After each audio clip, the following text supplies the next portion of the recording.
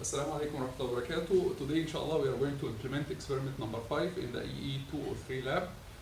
Experiment number 5 is about the rectifier circuits using the center tap transform. In this experiment, you have to be extra careful because this is the first experiment that deals with high voltage.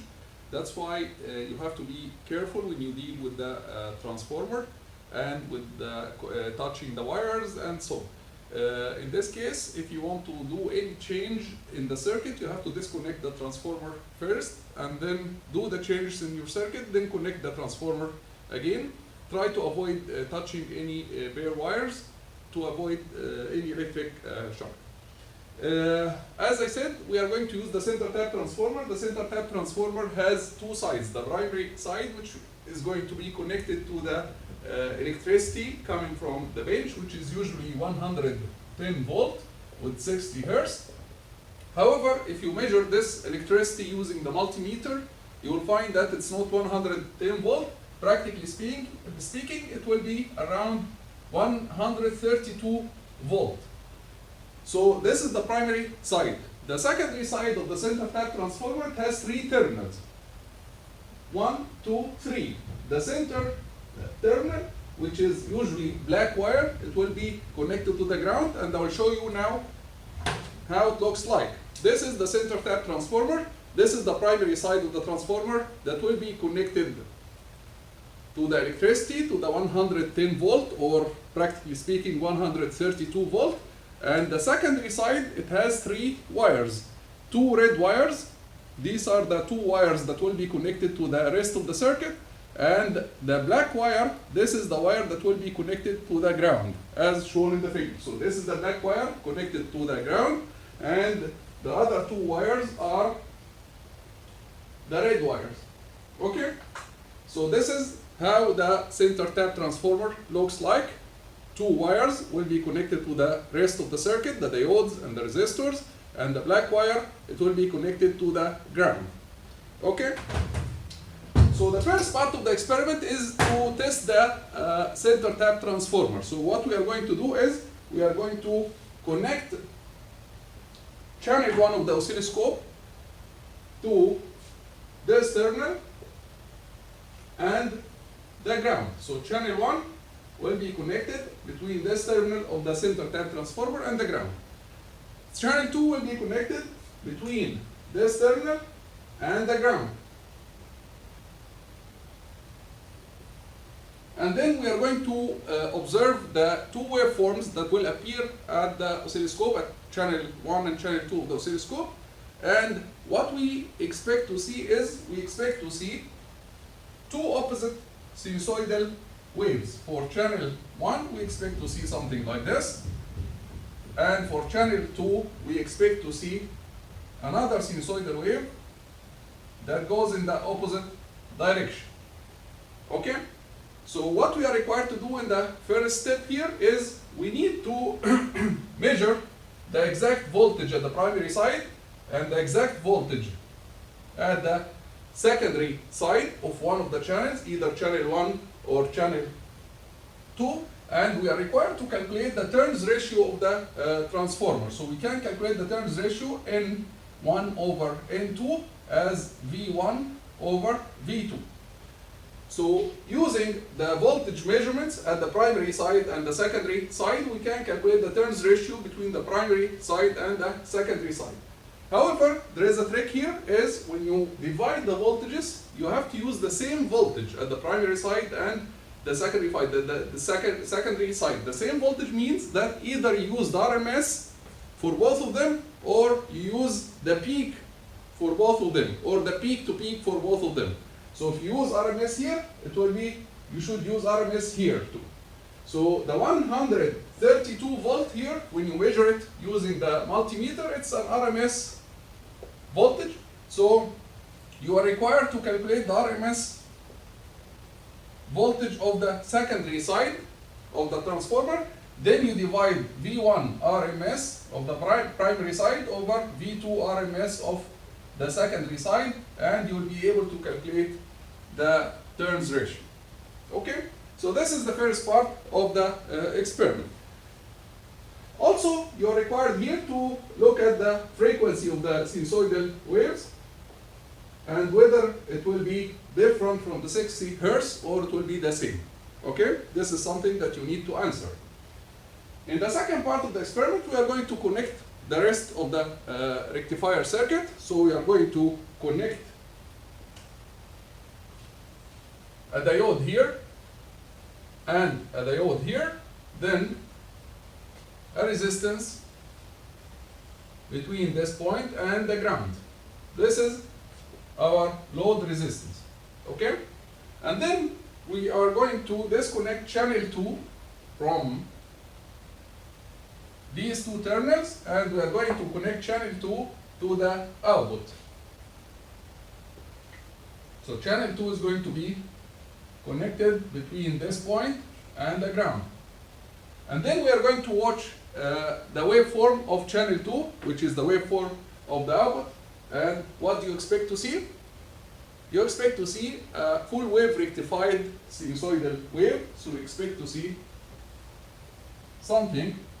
If the sinusoidal wave, the original sinusoidal wave of channel 1, if the sinusoidal wave of channel 1, it looks like this. This is channel 1. Then channel 2 will look like this.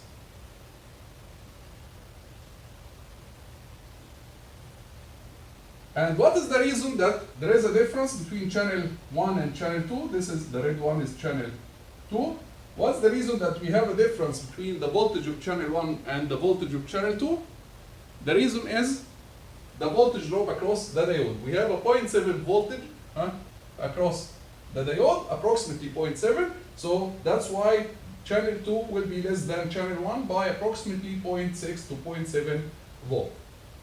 So in this step, we are required to check what's the frequency of the waveform of channel 2. We need to measure what is the peak value, what is the RMS value, okay, and the DC value. And we can obtain all these using the oscilloscope. The oscilloscope can, we can use the button called measure,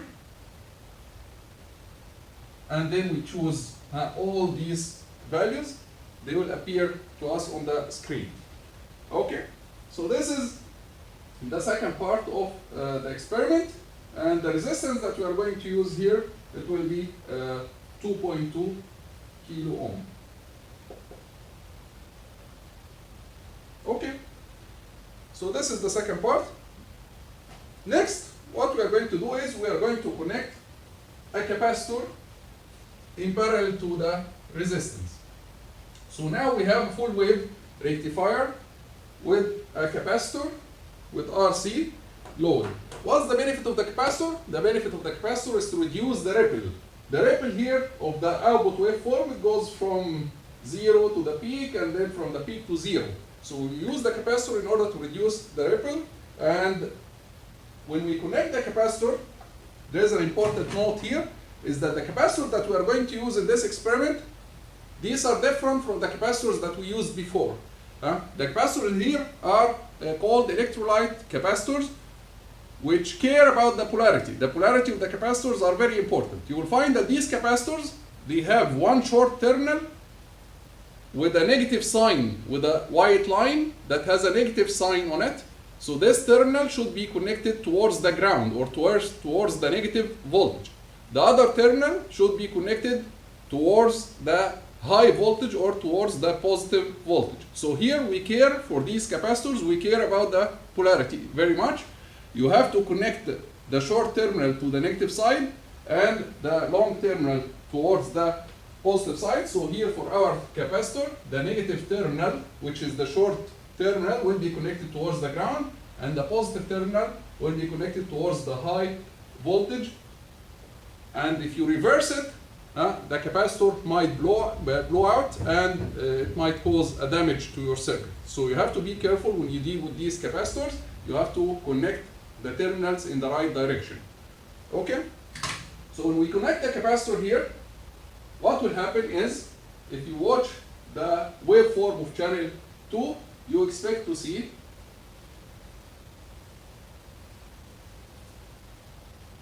if this is the sinusoidal wave, I will plot it in black. This is the original sinusoidal wave, and that was the wave using the resistance alone.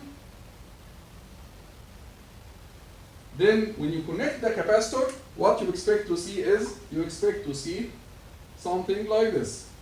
The capacitor will charge, this charge, this charge, and so on.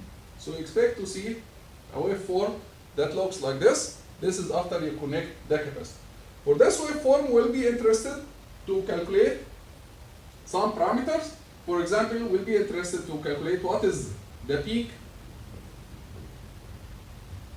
of this waveform, what's the frequency of this waveform, and more importantly, we'll be interested to calculate the ripple, which is the difference between the maximum and the minimum. So we need to calculate V ripple. Okay? In addition to that, we can also calculate what's the mean, and what is the RMS, the mean, which is the DC voltage, and the RMS of the green waveform, which is the output waveform after we connect the capacitor. Okay? And we need to compare these values to the theoretical values of the V ripple. So for specifically for V ripple, the theoretical value for V ripple is V output peak over 2F RC. Already we have the peak. You can measure it. We have the frequency, and you have the value of the resistance, and the value of the capacitor. We'll talk about it now. Okay, it will be given because you know what is the capacitor that you're using. Then you can calculate, this is the V ripple, the theoretical value of V ripple. You have to compare it to the practical value of V ripple. We'll do this for around 4 cases. Okay, so for different values of the capacitor. So one time we are going to use the capacitor as 22 microfarad. This is one case with 2.2 kilo ohm, and then we are going to repeat the experiment for a different value of the capacitor, 100 microfarad, and then 1000 microfarad. Why do we do that? Why do we repeat the experiment for different values of the capacitor? This is in order to understand what is the effect of the capacitor on the ripple, on the rectifier, right? So as you increase the capacitor, you expect to see what? You expect that the ripple voltage is going to decrease, right? You expect that the ripple voltage is going to decrease. That's why we repeat the experiment for different values of the capacitor. These are 3 values which represent 3 cases, okay? In order to see the effect of changing the capacitor on the ripple voltage. And then the last case, we are going to see what is the effect of changing RL. So we'll fix the capacitor and change RL. So the last case, we are going to fix, we are going to fix the capacitor at 22 microfarad and then change R from 2.2 kilo ohm to 1 kilo ohm. Okay, so this is the 4th case. We'll use 22 microfarad and 1 kilo ohm for RL, okay? And this will show us the effect of changing RL on the rectified waveform. Okay, right. One side note here is when you use high value for the capacitor, as we said, if you use C equals 1000 microfarad, you will see that the waveform, the output waveform, will be approximately a straight line. The ripple will be very small. So you will get a ripple that is very small. You cannot measure it.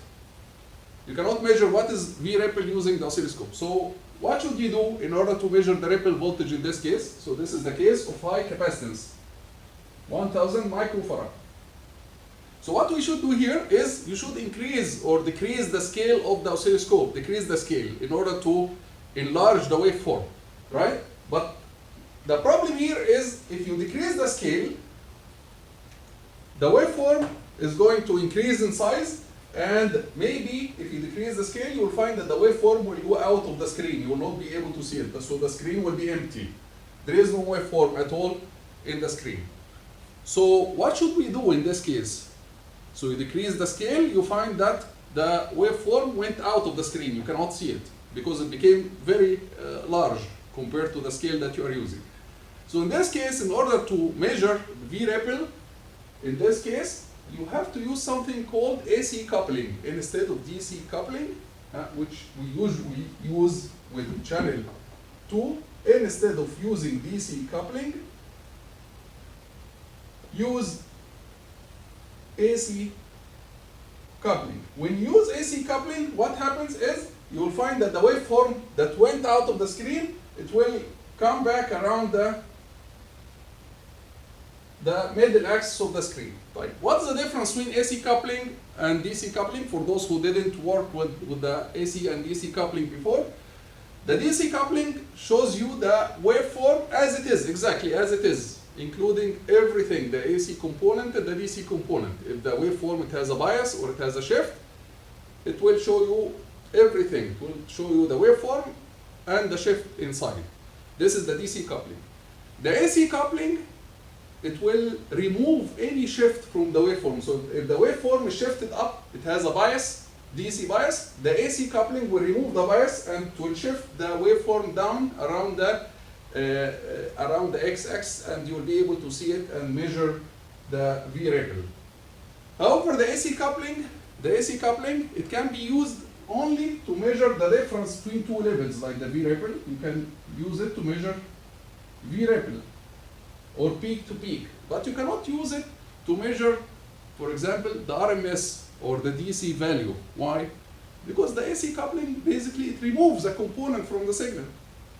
So it doesn't show you the actual signal. It shows you the actual signal minus the DC shift. So if you try to measure the RMS value or the DC value using the AC coupling, it will give you wrong values. However, if you measure the difference between two levels, like the V-ripple, does it matter whether the waveform is shifted up or shifted down? It's the same, right? So V-ripple is the same, whether you shift the waveform up or you shift the waveform down, it's the same. That's why using AC coupling, we can use AC coupling only to measure the ripple voltage, but we cannot use it to measure the DC or the RMS or even the peak. So in order to measure the peak or DC or RMS, we have to use DC coupling. But for V-ripple, we can use AC coupling or DC coupling. Okay? And that's it for the first part of experiment 5.